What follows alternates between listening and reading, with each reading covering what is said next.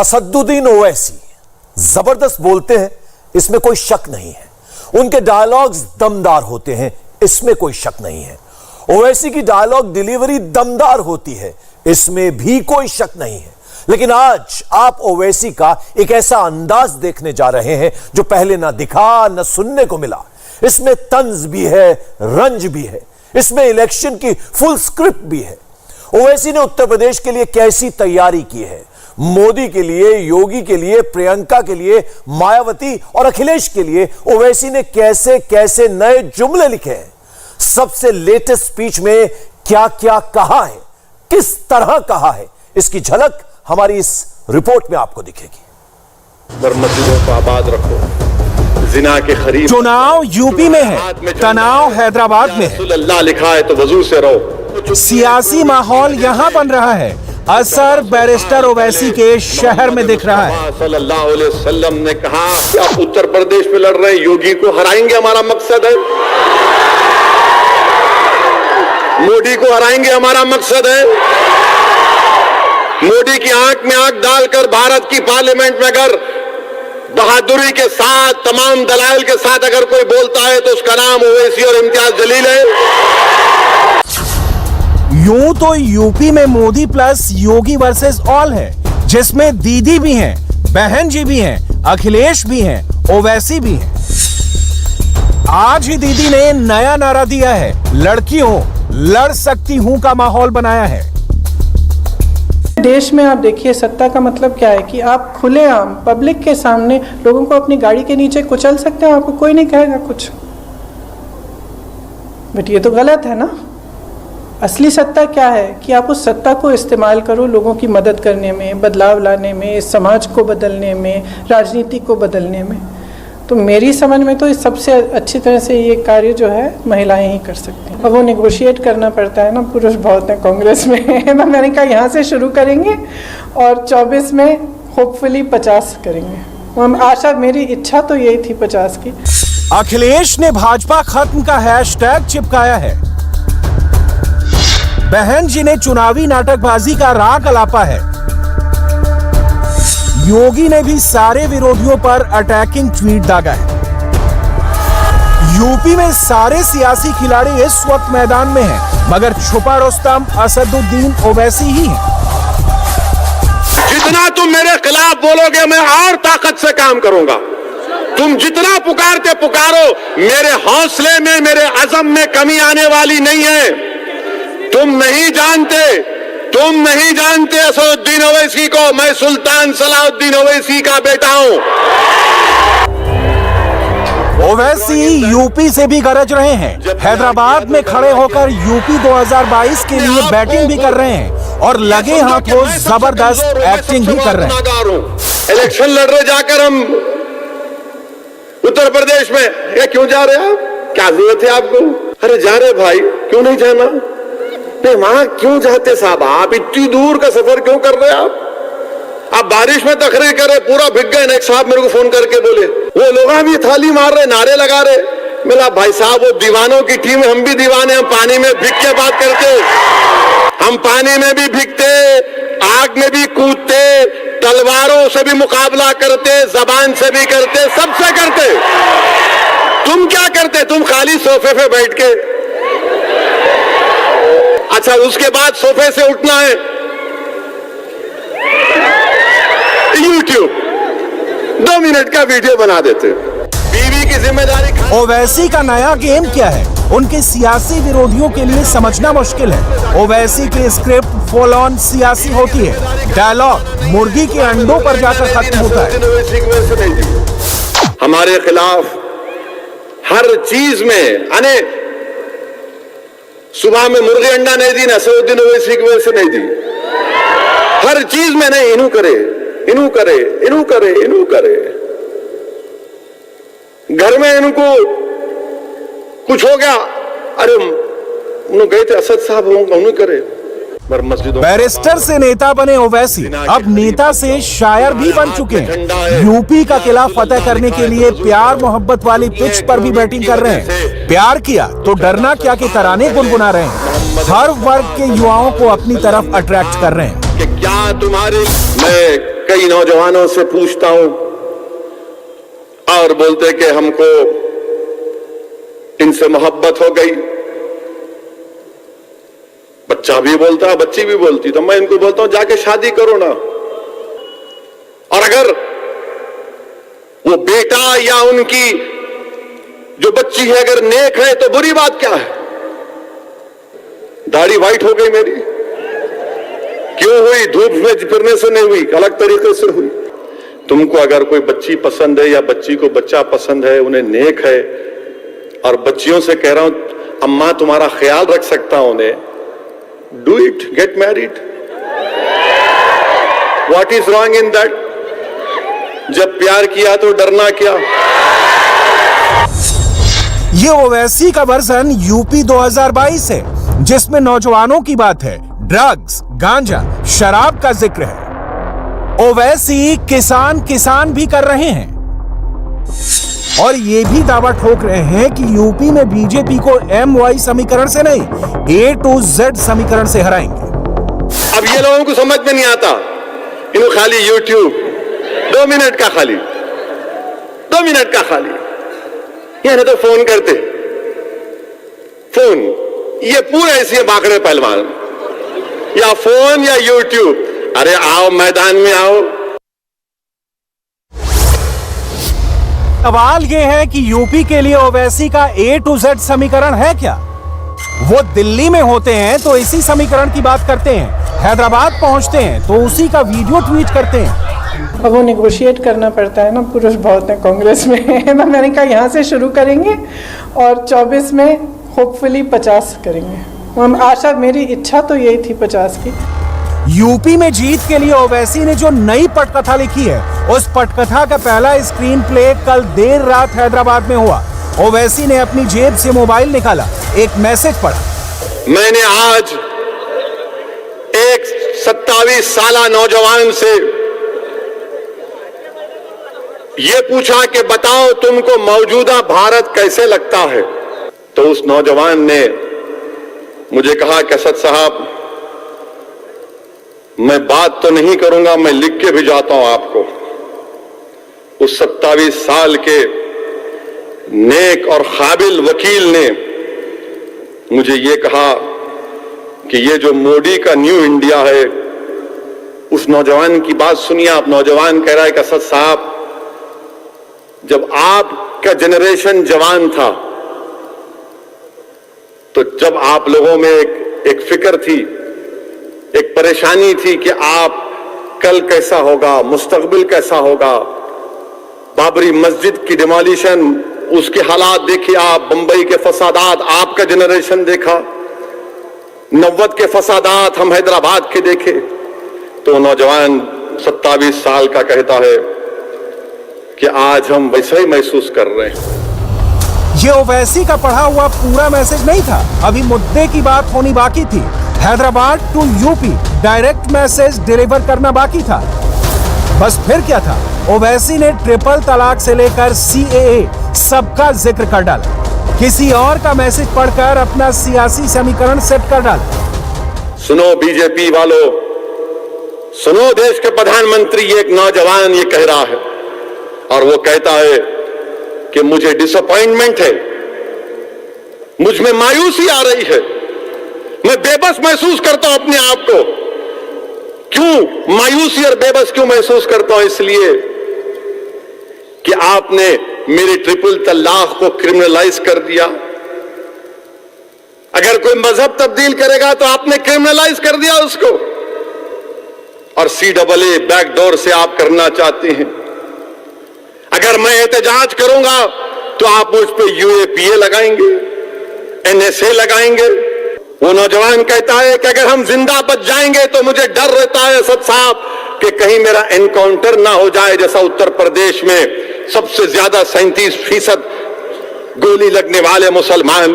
Radicalisation मुसलमानों में नहीं है, रेडिकलाइजेशन तो संघ की ताकतों की वजह से दूसरों में रेडिकलाइजेशन हो रहा है। ओवैसी अच्छी तरह से जानते हैं कि लखनऊ की सियासी रेस में वो अकेले खिलाड़ी नहीं है। इस पॉलिटिकल पिच पर और भी प्लेयर्स हैं, मुद्दे और भी हैं, इसलिए ओवैसी अपनी फेवरेट पिच पर बैटिंग कर रहे हैं। क्या करेंगे? जिद है खतरों से मुकाबला करने की, खतरा मोल ले रहे हर चीज में। बिहार में इलेक्शन लड़े, बहुत पुकारे, अल्लाह ने कामयाबी दी। हम यहां से निकलकर उत्तर प्रदेश जा रहे, बिहार जा रहे, महाराष्ट्र जा रहे, झारखंड जा रहे, तमिलनाडु को जा रहे। क्यों जा रहे? किस लिए जा रहे? एक तड़प है, एक तकलीफ है कि नाइंसाफी हो रही है, इंसाफ होना चाहिए।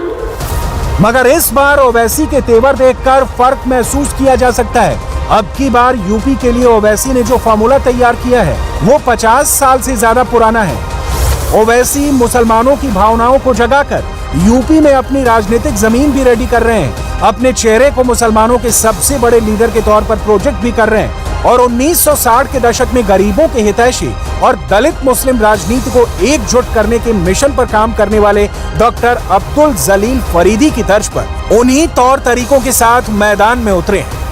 अपने हिम्मत और हौसलों को बुलंद रखो। ये जो मजलिस के खिलाफ दिल्ली से लेकर हैदराबाद, हैदराबाद से लेकर यूपी, यूपी से लेकर बिहार, कश्मीर से लेकर कन्याकुमारी तक इनको एक ही मर्द नजर आता, उसका नाम असदुद्दीन ओवैसी। यूपी में वैसे तो करीब 19% वोटरों के कई तलबगार हैं। इसमें सपा, बसपा, कांग्रेस सबके नाम हैं। लेकिन अब तो ओवैसी ने इशारों ही इशारों में अखिलेश यादव की तरफ दोस्ती का पासा भी फेंक दिया है। हम तो ये कोशिश कर रहे हैं कि किसी और पार्टी से हमारा अलायंस हो जाए। हमने शिवपाल साहब को भी कहा, ओम प्रकाश राजभर साहब को भी कहा कि बीजेपी और कांग्रेस को छोड़कर अगर कोई अलायंस करने के तैयार है तो हम करने तैयार हैं। तो ये कोशिश हमारी चल रही है। और रहा सवाल हारने का, जीतने का, तो इलेक्शन है, कोई जीतेगा कोई हारेगा। सच ये है कि हार और जीत की टेंशन से फ्री ओवैसी भविष्य की राजनीति करना चाहते हैं। ओवैसी की सबसे बड़ी ख्वाहिश ये है कि वो कैसे भारत के सबसे बड़े मुस्लिम नेता बन जाए। इसलिए वो हैदराबाद से निकलकर देश के दूसरे राज्यों के विधानसभा चुनाव में अपनी किस्मत आजमाने के लिए कूद पड़ते हैं। क्योंकि पश्चिमी उत्तर प्रदेश में मुस्लिमों की आबादी ज्यादा है, इसलिए अभी ओवैसी सबसे ज्यादा यही एक्टिव है। आने वाले दिनों में ओवैसी मेरठ के किठौर, मुजफ्फरनगर और सहारनपुर में भी दिखेंगे। और इन चुनावी सभाओं में ओवैसी का फोकस सिर्फ यूपी के मुस्लिम वोट बैंक पर नहीं होगा। निशाने पर प्रधानमंत्री मोदी और योगी की जोड़ी भी होगी। इसका पहला ट्रेलर कुछ घंटों पहले ही लॉन्च हुआ है। ओवैसी ने महंगाई से लेकर चीन और पाकिस्तान पर बहुत कुछ कहा है। समझो कि मैं सबसे कमजोर। हम हमारे वजीर आजम को ही बोलना चाहेंगे, वजीर आजम को ही बोलना चाहेंगे। वजीर आजम जो है दो चीजों पर जबानी नहीं खोलते, बाकी सब पे बोलते हो उन्होंने। एक है पेट्रोल 100 रुपये हो गया,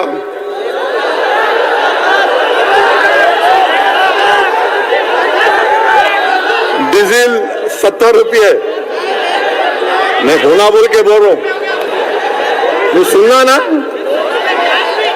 अब आप बताओ, बैठिए बैठिए, अभी खत्म नहीं हुआ, बैठिए। भारत के वजीर आजम पेट्रोल पे कुछ बोलते नहीं, डीजल पे कुछ बोलते नहीं। प्रधानमंत्री बोल रहे मित्रों फिक्र मत करो। और चीन हमारे मुल्क में घुस के बैठ गया। जब पुलवामा पाकिस्तान ने किया तो मोदी ने कहा था घर में घुस के मारेंगे, हमने कहा मारो घुस के। मगर अब चीन हमारे घर में घुस के बैठा है, वो खुशी नहीं कर रहे। डेमचाक में, डेपसांग में, हॉट स्प्रिंग में चीन बैठा हुआ है। उत्तराखंड में चीन भारत में चमन में टहल के आता है, आके तोड़ के जाता है। अरुणाचल में चीन आता है, कुछ नहीं कर रहे भारत के प्रधानमंत्री। भारत के प्रधानमंत्री चीन के बारे में बोलने से डरते। ऐसा लगता है कभी कभी चाय में भी चीनी नहीं डालते, नहीं चीन निकल जाएंगे। एक लाइन में कहें तो मोबाइल निकालने से लेकर सेल्फी लेने तक, हैदराबाद में डायलॉग मारने से लेकर यूपी में मैसेज डिलीवर करने तक, ओवैसी यूपी 2022 की सियासी बिरयानी का मसाला रेडी कर रहे हैं, जिसमें नमक भी है, मिर्च भी है और जबरदस्त पॉलिटिक्स भी है। अब हमको आखिर में लगाएंगे नारा। और प्रधानमंत्री नरेंद्र मोदी कल करारा वार भी करेंगे और नई शुरुआत भी करेंगे। काशी के बाद नरेंद्र मोदी कल कुशीनगर में नया प्रयोग करेंगे। कुशीनगर गोरखपुर से 50 किलोमीटर दूर है। इस शहर को इंटरनेशनल सिटी बनाने की पहली तैयारी हो रही है। मेहमान श्रीलंका से आएंगे, प्रधानमंत्री नई दिल्ली से जाएंगे। पूरा प्रोग्राम रेडी है। इसमें कितनी डिप्लोमेसी है, कितना रिलीजन है और कितनी पॉलिटिक्स है, इसे पूरा समझने के लिए हमारे 2 रिपोर्टर्स कुशीनगर में हैं। पीएम के प्रोग्राम की एक एक डिटेल समझने के बाद यह रिपोर्ट उन्होंने तैयार की है।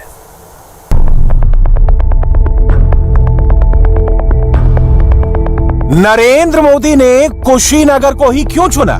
कुशीनगर के लॉन्च पैड से मोदी का इलेक्शन कैंपेन लॉन्च होगा तो कितनी दूर तक जाएगा? यूपी में चुनाव है, हर नेता तनाव में है, सभी गली नुक्कड़ चुनाव की बातें हो रही हैं।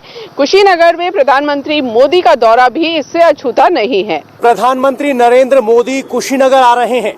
यहाँ वो एयरपोर्ट का उद्घाटन करेंगे, बौद्ध मंदिर जाएंगे और एक जनसभा को भी संबोधित करेंगे। कुशीनगर को पहली बार यूपी के डेवलपमेंट मैप पर इंपॉर्टेंस मिल रही है। मोदी के आने से कुशीनगर यूपी के पॉलिटिकल एरेना में भी इंपॉर्टेंट हो गया है। ईस्टर्न यूपी में चुनाव प्रचार का शंखनाद करने के लिए प्रधानमंत्री मोदी ने उस शहर को चुना है जहां भगवान बुद्ध का महापरिनिर्वाण हुआ था। अयोध्या, काशी और कुशीनगर ईस्टर्न यूपी में मोदी ने धर्म केंद्रों का नया त्रिकोण बनाया है। इनमें से अयोध्या हिंदुत्व की ध्वजा उठाकर चलने वाला शहर है, काशी भारत की पुरातन परंपरा का प्रतीक है और कुशीनगर धर्मनिरपेक्ष भारत का नया सेंटर है। अयोध्या में राम मंदिर के साथ साथ नई अयोध्या का निर्माण हो रहा है। काशी में विश्वनाथ मंदिर कॉरिडोर के जरिए प्रधानमंत्री भोले की नगरी को नया रूप दे रहे हैं और कुशीनगर को मोदी ने नई पहचान दिलाई है। हिंदुओं के लिए मोदी अगर रामायण सर्किट बनवा रहे हैं तो बौद्ध धर्म मानने वालों के लिए प्रधानमंत्री बौद्ध सर्किट पर काम कर रहे हैं। लुम्बिनी, बोधगया, सारनाथ और कुशीनगर भारत नेपाल सीमा पर बसे लुम्बिनी में भगवान बुद्ध का जन्म हुआ था। बिहार के बोधगया में बुद्ध ने ज्ञान प्राप्त किया, सारनाथ में पहला उपदेश दिया और कुशीनगर में बुद्ध का महापरिनिर्वाण हुआ। भगवान बुद्ध से जुड़े ये चारों तीर्थ स्थल बौद्ध सर्किट से जोड़े जा रहे हैं और ये काम नरेंद्र मोदी कर रहे हैं। कुशीनगर का इंटरनेशनल एयरपोर्ट मोदी के विकास वाले एजेंडे का शोपीस बनेगा। कुशीनगर में भगवान बुद्ध के महापरिनिर्वाण मंदिर से प्रधानमंत्री मोदी ग्लोबल मैसेज भी देंगे। कुशीनगर को इंटरनेशनल कनेक्ट मिलने जा रहा है। प्रधानमंत्री नरेंद्र मोदी से पहले भारत के 14 प्रधानमंत्री हुए, लेकिन कुशीनगर को ग्लोबल कनेक्ट देने का काम प्रधानमंत्री नरेंद्र मोदी ने किया है। मोदी के विरोधी अक्सर ये सवाल पूछते हैं कि प्रधानमंत्री क्या कर रहे हैं। मोदी कुछ बोल कर नहीं बल्कि काम करके इसका जवाब देते हैं। कुशीनगर इंटरनेशनल एयरपोर्ट मोदी के काम का जीता जागता सबूत है। प्रधानमंत्री सिर्फ भाषण देने कुशीनगर नहीं आ रहे बल्कि वो एयरपोर्ट का उद्घाटन करने आ रहे हैं। पूर्वी उत्तर प्रदेश और पश्चिमी उत्तर बिहार की दृष्टि से कल प्रधानमंत्री मोदी जी का यहां आगमन आजादी के 7 दशकों तक विकास की दृष्टि से अत्यंत उपेक्षित इस क्षेत्र के लिए विकास की एक नई उड़ान के लिए बहुत महत्वपूर्ण है। उत्तर प्रदेश का तीसरा अंतर्राष्ट्रीय हवाई अड्डा और तमाम प्रकार की विषाणु जनित बीमारियों से कभी यह क्षेत्र अभिशप्त रहा। कुशीनगर को एक नए मेडिकल कॉलेज देने के लिए प्रधानमंत्री जी कल यहां आ रहे हैं। कुशीनगर का अपना ऐतिहासिक महत्व रहा है।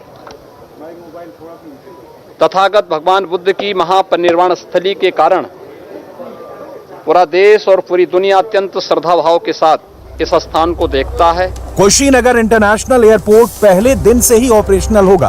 पहली इंटरनेशनल फ्लाइट से श्रीलंका के 123 बौद्ध श्रद्धालु कुशीनगर आएंगे। इनमें 12 बौद्ध भिक्षु भी होंगे जो मोदी के प्रोग्राम में शरीक होंगे। श्रीलंका के अलावा थाईलैंड, म्यांमार, दक्षिण कोरिया, नेपाल, भूटान और कंबोडिया के बौद्ध भिक्षु और राजनयिक भी मोदी के प्रोग्राम में शामिल होंगे। प्रधानमंत्री नरेंद्र मोदी कुशीनगर आ रहे हैं। कुशीनगर जहां भगवान बुद्ध का महापरिनिर्वाण हुआ था। यहाँ पर कुशीनगर अंतर्राष्ट्रीय एयरपोर्ट का उद्घाटन प्रधानमंत्री मोदी करेंगे। ये कुशीनगर का अंतर्राष्ट्रीय एयरपोर्ट बनाया गया है और इसमें यूपी में जितने अंतर्राष्ट्रीय एयरपोर्ट है सबसे लंबा रनवे यहाँ तैयार किया गया है। 260 करोड़ की लागत से ये बना है। बहुत लंबे समय से जो बुद्ध को मानने वाले भक्त हैं उनको इस एयरपोर्ट का इंतजार था। ऐसा कहा जाता है कि भारत के अलावा और भी बहुत सारे देश हैं जहां बुद्ध जी को बहुत लोग मानते हैं। उनमें जापान है, चाइना है, म्यांमार है, थाईलैंड है। तो इन सारे देशों से जो बौद्ध भक्त है वो यहाँ पर आना चाहते हैं क्योंकि भगवान बुद्ध से जुड़ी ये जगह काफ़ी ज़्यादा महत्वपूर्ण है। तो कल जो फ्लाइट एक पहली उतरेगी वो फ्लाइट श्रीलंका से आएगी। उसमें 125 बौद्ध भिक्षु आएंगे और बड़ी बात कि श्रीलंका से भगवान बुद्ध की धातु अस्थियां भी आएंगी। कुशीनगर इंटरनेशनल एयरपोर्ट की थीम भगवान बुद्ध के जीवन पर आधारित है। नया एयरपोर्ट बन जाने से यहाँ पर्यटन तो बढ़ेगा ही, साथ ही पूरे पूर्वांचल का भी विकास होगा। कैसे, इसे ग्राफिक से समझते हैं। एयरपोर्ट बन जाने से देश विदेश के बौद्ध अनुयायी कुशीनगर आएंगे। कुशीनगर के बौद्ध मंदिर पर्यटन केंद्र के रूप में विकसित होंगे। भारत का श्रेष्ठ आर्किटेक्चर दुनिया के सामने आएगा। एयर कनेक्टिविटी में सुधार होने से पूरे पूर्वांचल को फायदा होगा और स्थानीय लोगों के लिए रोजगार के नए अवसर बनेंगे। अजंता की गुफाओं की पेंटिंग्स, बौद्ध सूत्र लेख, वडनगर और गुजरात के अन्य केंद्रों से मिली बौद्ध कलाकृतियां यहां प्रदर्शित की गई हैं। पूर्वांचल में अभी फिलहाल वाराणसी एयरपोर्ट ही पूरी तरह काम करता है। गोरखपुर एयरपोर्ट ऑपरेशनल तो है लेकिन वहां बहुत कम फ्लाइट्स आती हैं। कुशीनगर एयरपोर्ट खुल जाने से पूर्वांचल के एयर ट्रैफिक का ग्राफ एक झटके में चढ़ जाएगा। कुशीनगर का अंतर्राष्ट्रीय हवाई अड्डा यात्रियों के स्वागत के लिए तैयार है। ये न सिर्फ कुशीनगर को अंतर्राष्ट्रीय पटल पर टूरिस्ट स्पॉट के तौर पर स्थापित करेगा बल्कि लोकल स्तर पर भी टूरिज्म और रोजगार के अवसर पैदा करेगा। ये एयरपोर्ट न सिर्फ पूर्वांचल बल्कि उत्तर पश्चिम बिहार के इलाकों को भी ग्लोबल एयर कनेक्टिविटी देगा। इस एयरपोर्ट का उद्घाटन प्रधानमंत्री नरेंद्र मोदी ऐसे समय में करने जा रहे हैं जब यूपी में कुछ महीने बाद चुनाव है। विरोधी अक्सर आरोप लगाते हैं कि सिर्फ चुनावी घोषणा है, लेकिन ये जमीनी काम है जिसको देश के नाम प्रधानमंत्री नरेंद्र मोदी पेश करने जा रहे हैं और ये यूपी का तीसरा अंतर्राष्ट्रीय हवाई अड्डा होगा। कुशीनगर का ये महापरिनिर्वाण मंदिर बौद्ध धर्म मानने वालों के लिए बहुत बड़ा तीर्थ है।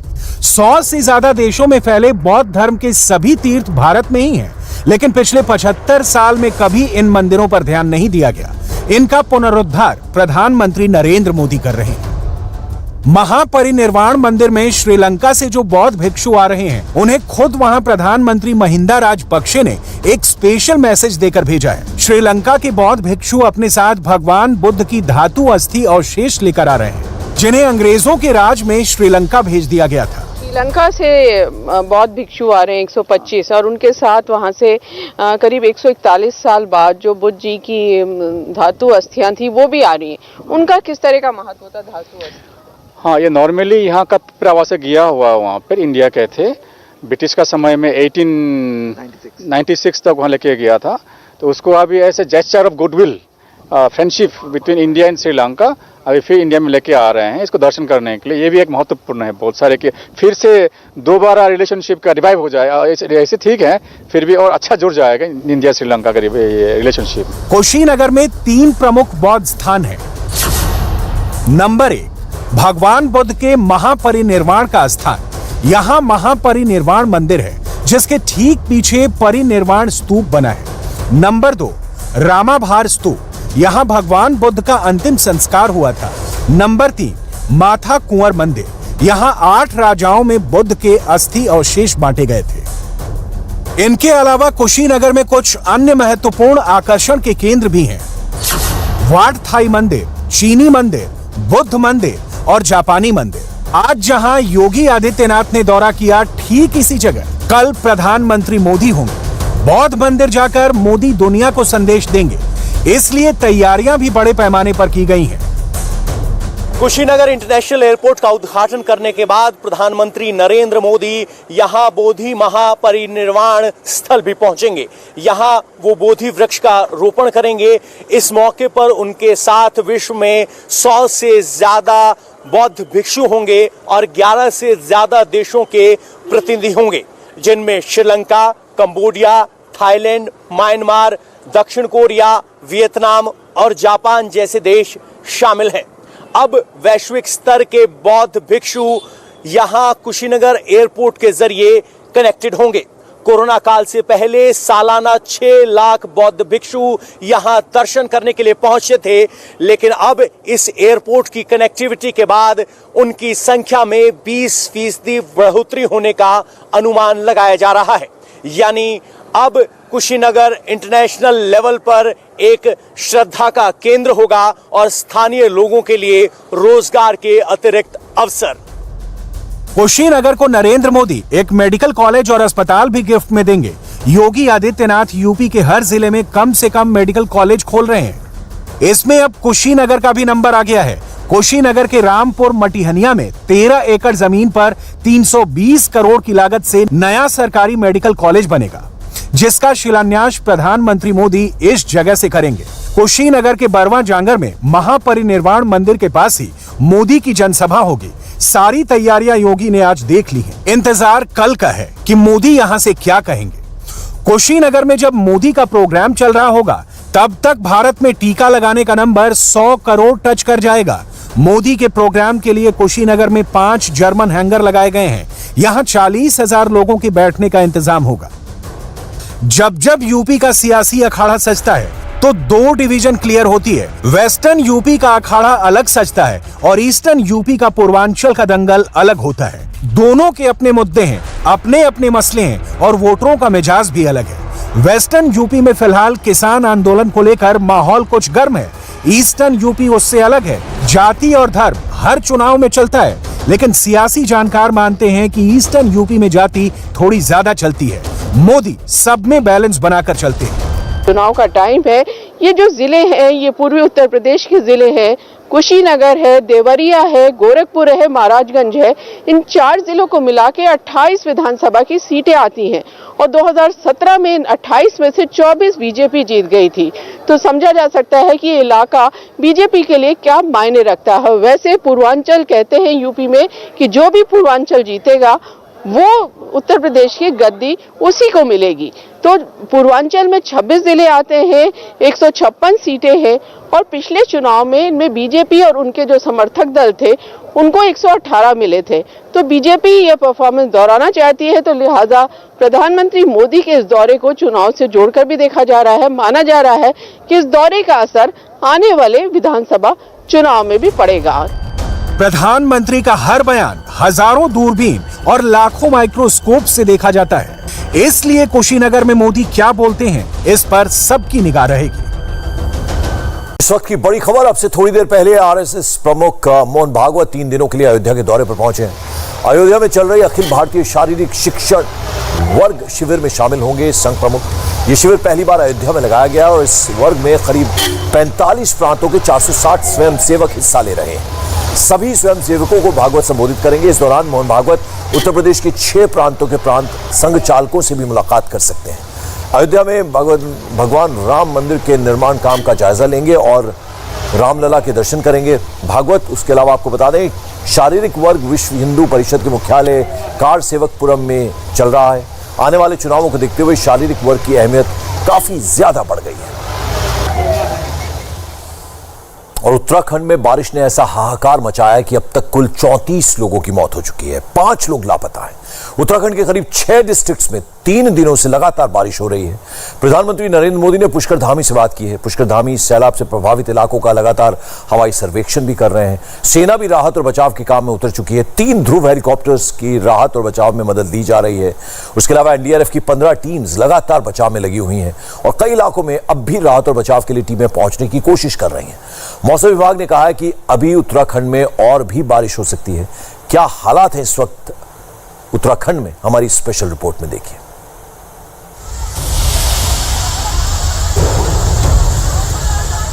उत्तराखंड पर आफत इतनी बड़ी है कि सेना को उतारना पड़ा है।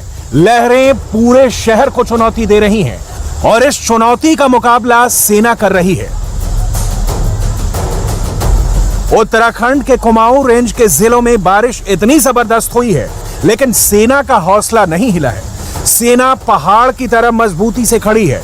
नैनीताल के तल्लीताल में सैलाब के बीच कुछ लोग दुकान के अंदर फंसे हुए थे, जिसको मजबूत हौसले के साथ सेना ने बाहर निकाल लिया है। जवानों ने लोगों की जान बचाने के लिए अपनी जान दांव पर लगा दी है। नैनीताल में उत्तराखंड पुलिस के जवानों ने भी एक मोटे रस्से की मदद से अंदर फंसे लोगों को बाहर निकालने की कोशिश की, लेकिन इस कोशिश में जवान का जूता सड़क पर ही फिसल गया। तेज बहाव में जवान संभल नहीं पाए और कई लोग एक के बाद एक सड़क पर तेज बहाव के बीच बुरी तरह से गिर गए और फंस गए। ये तो सिर्फ एक तस्वीर थी। उत्तराखंड के पहाड़ों पर बारिश ऐसी प्रचंड हुई है कि नदियों ने अपना रास्ता ही बदल दिया है। नदियां अपने रूट को तोड़कर शहरों के अंदर घुस चुकी हैं और इसीलिए गलियों में सैलाब नजर आ रहा है। सड़कें झरनों की तरह नजर आने लगी हैं।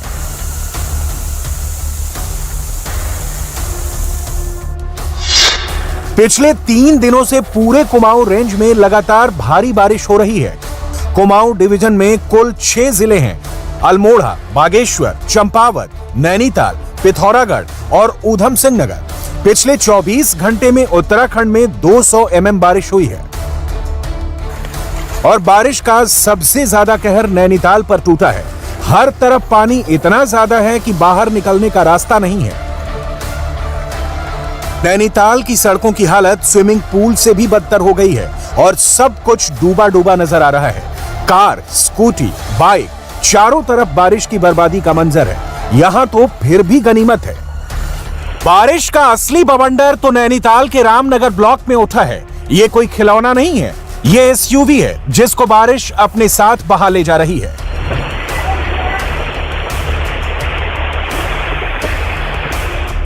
जब जमीन धंस रही है, सड़कें फट रही हैं, तो फिर इस भारी भरकम एसयूवी को संभालना भी इतना आसान नहीं है। यह तस्वीर भी नैनीताल के रामनगर ब्लॉक की ही है। कार का ड्राइवर लहरों से बचने की कोशिश कर रहा था। कार को किसी तरह कंट्रोल में लाने की जद्दोजहद जारी थी, लेकिन सैलाब से जीतना आसान नहीं। सैलाब कार के साथ ड्राइवर को भी बहा ले गया।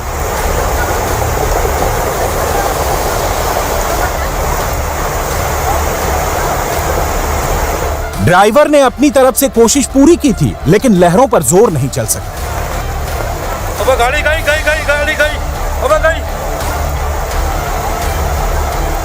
ये पार्किंग भी रामनगर की है। पूरी पार्किंग ही पानी में डूब चुकी है और टूरिस्ट ऊपर छतों से खड़े होकर बेबस निगाहों से चारों तरफ देख रहे हैं। ये एक रिजॉर्ट है जहां कमरों के अंदर पानी घुस चुका है। इस रिजॉर्ट में करीब 100 लोग ठहरे हुए थे। रामनगर रानी खेत के रूट पर बने इस रिजॉर्ट के अंदर से लोगों को रेस्क्यू करने का काम बहुत तेजी से चल रहा है। गुजरात के मुख्यमंत्री भूपेंद्र पटेल ने पुष्कर धामी से फोन पर बातचीत की है और गुजरात के पर्यटकों को सैलाब से सुरक्षित निकालने की अपील की है। पुष्कर धामी ने भी मदद का पूरा आश्वासन दिया है। बड़ी क्षति हुई है और साथ में जो हमारे काश्तकार हैं उनका तो नुकसान हुआ है, साथ में उद्योगों का भी, इसमें आमजन का भी काफ़ी नुकसान हुआ है। सड़कें बह गई हैं, पुल बह गए हैं और भूस्खलन हुआ है। जनहानि भी हुई है। 34 लोग अभी तक जो है इसमें हमारे खत्म हो गए हैं। पूरे देश से श्रद्धालु उत्तराखंड के मंदिरों में दर्शन के लिए आते हैं। ये नैनीताल का प्रसिद्ध गिरजा देवी मंदिर है, जो इस वक्त पानी की वजह से नजर ही नहीं आ रहा है। बरसात का पानी मंदिर के शिखर को ढक कर निकल रहा है। और ये नैनीताल के नैना देवी के पास की तस्वीर है। मंदिर तो पानी में डूब चुका है और सुरक्षित इलाके की तलाश में लोगों को तैरना पड़ रहा है। जब पूरे शहर में ही पानी हो तो तैर कर बचना भी आसान नहीं है।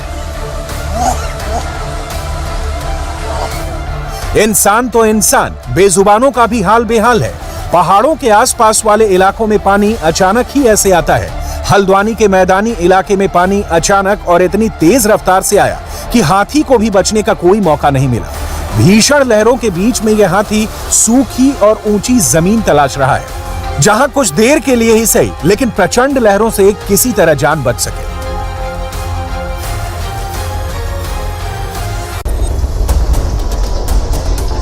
नैनीताल के इस खतरनाक बारिश में सबसे बड़ी आफत टूटी है सैलानियों पर। सैर सपाटे की सारी प्लानिंग बारिश में धुल गई है। सैलानी किसी तरह सुरक्षित घर वापस लौटने की कोशिश में जुट गए हैं, लेकिन वापस लौटे भी तो कैसे? सैलाब ने बेहद मजबूत रेल की पटरियों को भी उखाड़ दिया है। लोग घर कैसे जाएं? कई ट्रेनें स्थगित करनी पड़ी हैं। टूरिस्ट परेशान हैं। बाहर निकलना भी मुश्किल है। सड़कों पर पानी का बहाव तेज है। लोगों को रस्सी पकड़कर चलना पड़ रहा है। पैदल चलना मुश्किल है, क्योंकि कहीं कहीं तो चलने के लिए सड़क ही नहीं बची है। सड़क बीच से फट गई है। ये नैनीताल के पास भवाली की एक सड़क है। इस सड़क के बगल में ही बरसाती नाला था, लेकिन नाले में पानी इतनी तेजी से आया कि सड़क का एक हिस्सा पानी में बह गया। हालात ऐसे हैं कि सड़कों और पानी के झरनों में फर्क करना मुश्किल हो गया है।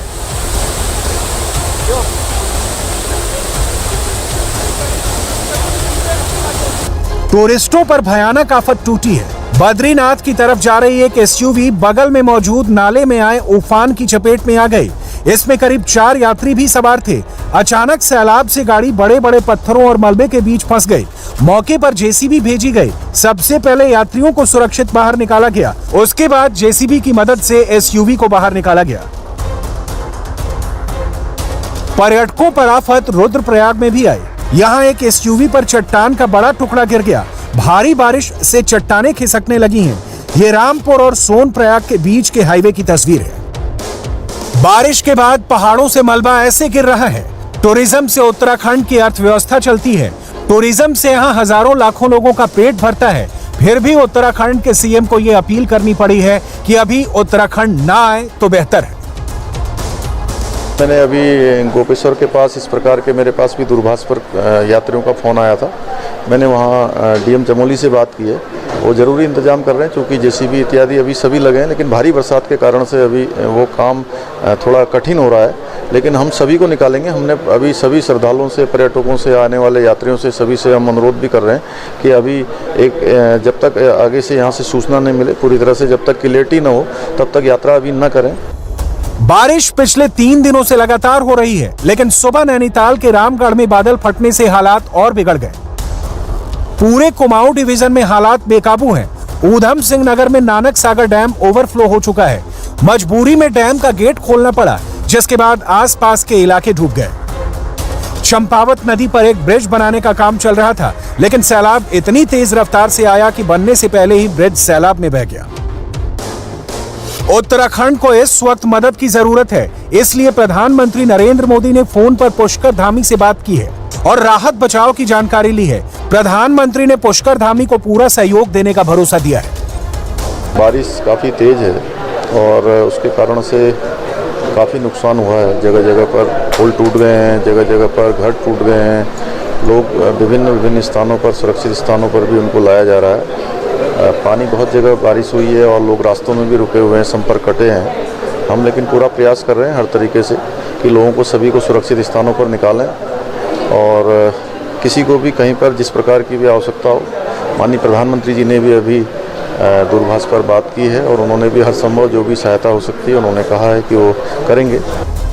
सबसे ज्यादा मदद की जरूरत इस वक्त नैनीताल को है, जहां लैंडस्लाइड से सड़कें भी बंद हो गई हैं, मोबाइल नेटवर्क का भी प्रॉब्लम है और बिजली की आपूर्ति करीब करीब ठप हो चुकी है।